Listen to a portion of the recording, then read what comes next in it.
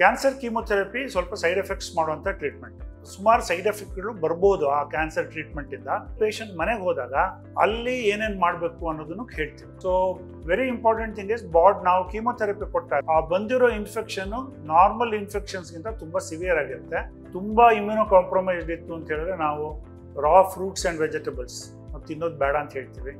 ಪೇಷಂಟ್ಗೆ infection fighting ability ಜಾಸ್ತಿ ಮಾಡೋಕ್ಕೆ, ಸುಸ್ತು ಕಡಿಮೆ ಮಾಡೋಕ್ಕೆ ಒಳ್ಳೆ nutritious food, especially high protein diet ಅಂತೀವಿ ನಾವು. ಸೊ ಮನೆಯಲ್ಲಿ ಇದ್ದ ತಕ್ಷಣ ಅವರು ಸುಮ್ಮನೆ ಮಲ್ಕೊಂಡಿರೋದಲ್ಲ, ಎಕ್ಸಸೈಸ್ ಮಾಡ್ತಾ ಇರಬೇಕಾಗುತ್ತೆ. ಪೆಟ್ ಸ್ಕ್ಯಾನ್ ನಾರ್ಮಲ್ ಇದೆ ಅಂತ ಕೆಲವು ಬ್ಲಡ್ ಟೆಸ್ಟ್ ಮಾಡಿ ಅದರಲ್ಲೂ ಟ್ಯೂಮರ್ ಮಾರ್ಕರ್ಸ್ ಅಂತೀವಿ, ಆ ಮಾರ್ಕರ್ಸ್ ಎಲ್ಲ ನಾರ್ಮಲ್ ಆಗಿದೆ. 4 ತಿಂಗಳಿಂದ 6 ತಿಂಗಳಿಗೆ ಒಂದ್ಸಲ ಚೆಕಪ್ಗಾಗಿ ಸ್ಕ್ಯಾನು ಎಲ್ಲ ಮಾಡ್ಸಕ್ಕೆ ಕರಿತೀವಿ. ಇದು ಯಾಕೆ ಅಂದರೆ ಕ್ಯಾನ್ಸರ್ ಪೂರ್ತಿ ಹೋಗಿದೆ, ಮತ್ತೆ ಏನಾದ್ರು ಬಂದ್ಬಿಟ್ಟಿದೆಯಾ ಅಂತ.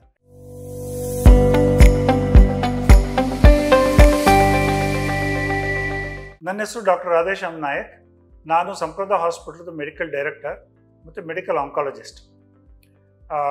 ಇವತ್ತು ಈ ಕೀಮೋಥೆರಪಿ ತೊಗೊಂಡ್ಮೇಲೆ ಏನೇನು ಮನೆಯಲ್ಲಿ ಏನೇನು ಕೇರ್ ತೊಗೋಬೇಕು ಅನ್ನೋದ್ರ ಬಗ್ಗೆ ಮಾತಾಡೋಣ. ಕ್ಯಾನ್ಸರ್ ಕೀಮೋಥೆರಪಿ ಸ್ವಲ್ಪ ಸೈಡ್ ಎಫೆಕ್ಟ್ಸ್ ಮಾಡುವಂಥ ಟ್ರೀಟ್ಮೆಂಟ್. ಇದರಲ್ಲಿ ನಾವು ಕೆಮಿಕಲ್ಸ್ನ ರಕ್ತಕ್ಕೆ ಅಥವಾ ಬಾಯಲ್ಲಿ ಕೊಡ್ತೀವಿ. ಅದು ಕ್ಯಾನ್ಸರ್ನ ಸಾಯಿಸುತ್ತೆ ಮತ್ತು ಬೇರೆ ಕಡೆ ಹೋಗಿ ನಾರ್ಮಲ್ ಟಿಶ್ಯೂಗೂ ಸೈಡ್ ಎಫೆಕ್ಟ್ಸ್ ಮಾಡುತ್ತೆ. ಸೊ ಕ್ಯಾನ್ಸರಿಂದ ಸುಮಾರು ಸೈಡ್ ಎಫೆಕ್ಟ್ಗಳು ಬರ್ಬೋದು ಆ ಕ್ಯಾನ್ಸರ್ ಟ್ರೀಟ್ಮೆಂಟಿಂದ. ಸೊ ಇದನ್ನು ನಾವು ಆಸ್ಪತ್ರೆಯಲ್ಲಿ ನಾವು ನೋಡ್ಕೋತೀವಿ. ಬಟ್ ಪೇಷಂಟ್ ಮನೆಗೆ ಹೋದಾಗ ಅಲ್ಲಿ ಏನೇನು ಮಾಡಬೇಕು ಅನ್ನೋದನ್ನು ಹೇಳ್ತೀವಿ. So very important thing is ನಾವು ಕೀಮೋಥೆರಪಿ ಕೊಟ್ಟಾಗ ನಮ್ಮ ದೇಹದ ಇಮ್ಯುನಿಟಿ ಕಡಿಮೆ ಆಗ್ಬಿಟ್ಟಿರುತ್ತೆ. ಅಂದರೆ ನಮ್ಮ ಇನ್ಫೆಕ್ಷನ್ ಫೈಟಿಂಗ್ ಕೆಪಾಸಿಟಿ ಕಡಿಮೆ ಆಗುತ್ತೆ. ಬಹಳ ಈಸಿಯಾಗಿ ಇನ್ಫೆಕ್ಷನ್ ಇವ್ರಿಗೆ ಹತ್ತಿಬಿಡುತ್ತೆ. ಒಂದು. ಎರಡನೇದು, ಆ ಬಂದಿರೋ ಇನ್ಫೆಕ್ಷನ್ನು ನಾರ್ಮಲ್ ಇನ್ಫೆಕ್ಷನ್ಸ್ಗಿಂತ ತುಂಬ ಸಿವಿಯರ್ ಆಗಿರುತ್ತೆ.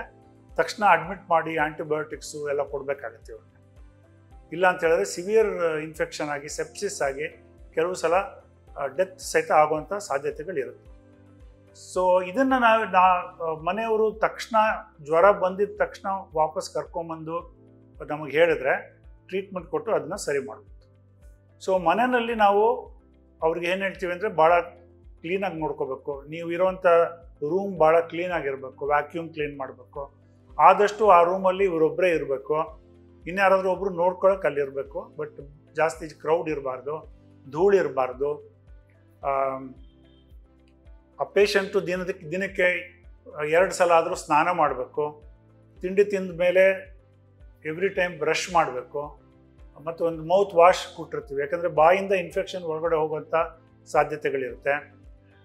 ಪೇಷಂಟು ಜಾಸ್ತಿ ಜನ ಬಂದು ಅವ್ರನ್ನ ನೋಡೋದು ಇರಬಾರ್ದು, ಯಾಕಂದರೆ ಎಷ್ಟು ಜನ ನೋಡ್ತಾರೋ ಅಷ್ಟು ಇನ್ಫೆಕ್ಷನ್ ಆಗೋ ಚಾನ್ಸಸ್ ಜಾಸ್ತಿ ಇರುತ್ತೆ. ಮತ್ತು ಅವರು ಯಾವುದೂ ಕ್ರೌಡೆಡ್ ಜಾಗಕ್ಕೆ ಹೋಗಬಾರ್ದು.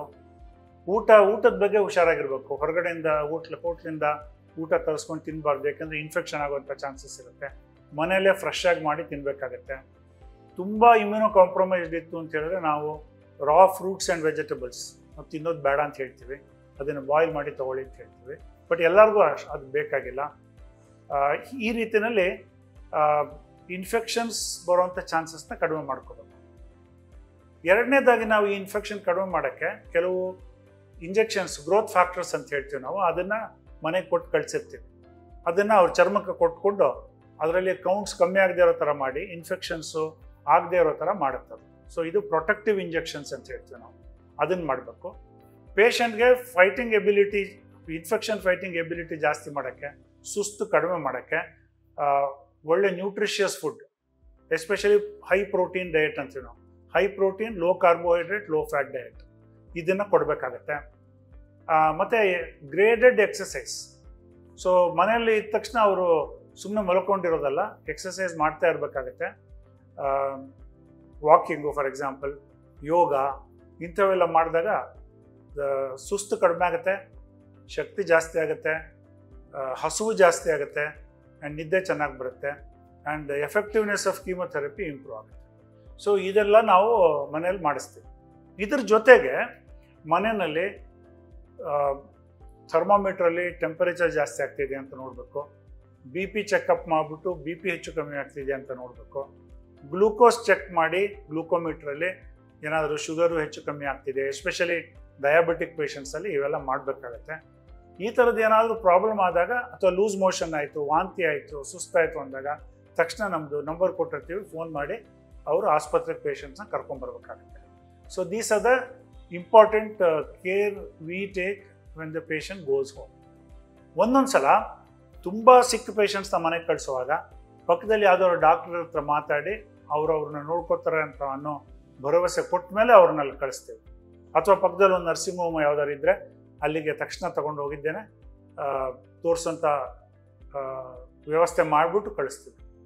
ಈ ಥರ ಪೋಸ್ಟ್ ಕೀಮೊಥೆರಪಿ ಕೇರ್ನ ವಿ ಟೇಕ್. ಎಲ್ಲ ಥೆರಪೀಸ್ ಮುಗಿದ ಮೇಲೆ, ಈಗ ಕೀಮೊಥೆರಪಿ, ಸರ್ಜರಿ, ರೇಡಿಯೇಷನ್ ಎಲ್ಲ ಮುಗಿದ ಮೇಲೆ ಪೇಷಂಟ್ನ ಮನೆಗೆ ಕಳಿಸ್ತೀವಿ ನಾವು, ಎಲ್ಲ ಟ್ರೀಟ್ಮೆಂಟ್ ಮುಗೀತು ಅಂತ.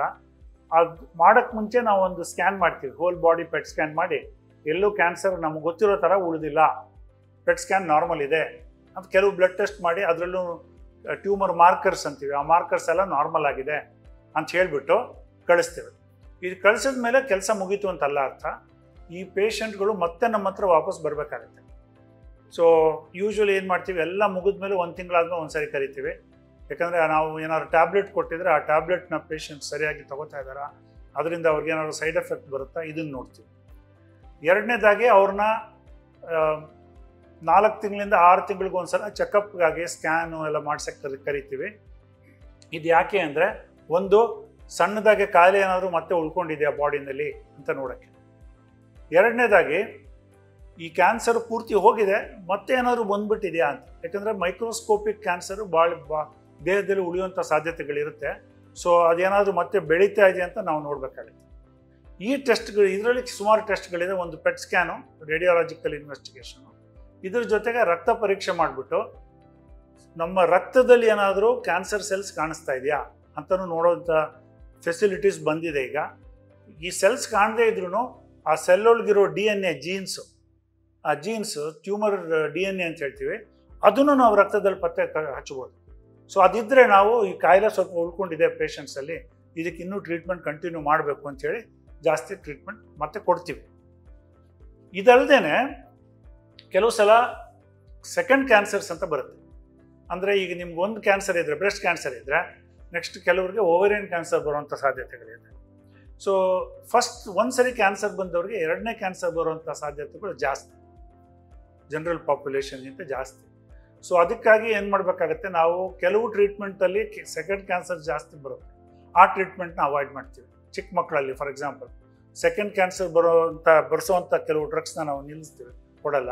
ರೇಡಿಯೋಥೆರಪಿ ಆದಷ್ಟು ಅವಾಯ್ಡ್ ಮಾಡ್ತೀವಿ ಚಿಕ್ಕ ಮಕ್ಕಳಲ್ಲಿ, ಸೆಕೆಂಡ್ ಕ್ಯಾನ್ಸರ್ಸ್ ಬರಬಾರ್ದು ಅಂತ.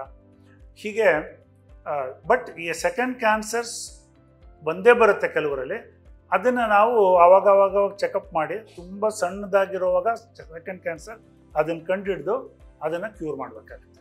ಇದಕ್ಕಾಗಿ ನಾವು ಚೆಕಪ್ ಮಾಡ್ತಾ ಇರಬೇಕಾಗುತ್ತೆ. ಇದ್ರ ಜೊತೆಗೆ ಕೆಲವು ಸಲ ನಾವೇನು ಮಾಡ್ತೀವಿ, ನಿಮಗೆ ಕ್ಯಾನ್ಸರ್ ಇದೆ, ನಿಮ್ಮ ಮನೆಯವ್ರಿಗೂ ಚೆಕ್ ಮಾಡಿಸಿ. ಕೆಲವು ಕ್ಯಾನ್ಸರ್ಸ್ ಫ್ಯಾಮಿಲಿಯಲ್ಲಿ ಇರ್ಬೋದು, ಸೊ ಅವ್ರಿಗೂ ಚೆಕ್ ಮಾಡಿಸ್ತೀವಿ. ಇದು another reason why we call them frequently for investigations. Latest ಹಾಗೂ ಇಂಟ್ರೆಸ್ಟಿಂಗ್ ಸುದ್ದಿಗಳಿಗಾಗಿ ಬಾಸ್ ಟಿವಿ ಕನ್ನಡ ಚಾನೆಲ್ನ ಸಬ್ಸ್ಕ್ರೈಬ್ ಮಾಡಿ, ಹಾಗೆಯೇ ಬೆಲ್ ಐಕಾನ್ ಪ್ರೆಸ್ ಮಾಡಿ. ಇದರ ಜೊತೆಗೆ ಫೇಸ್ಬುಕ್, ಇನ್ಸ್ಟಾಗ್ರಾಮ್, ಎಕ್ಸ್ನಲ್ಲೂ ಮಿಸ್ ಮಾಡದೆ ಫಾಲೋ ಮಾಡಿ.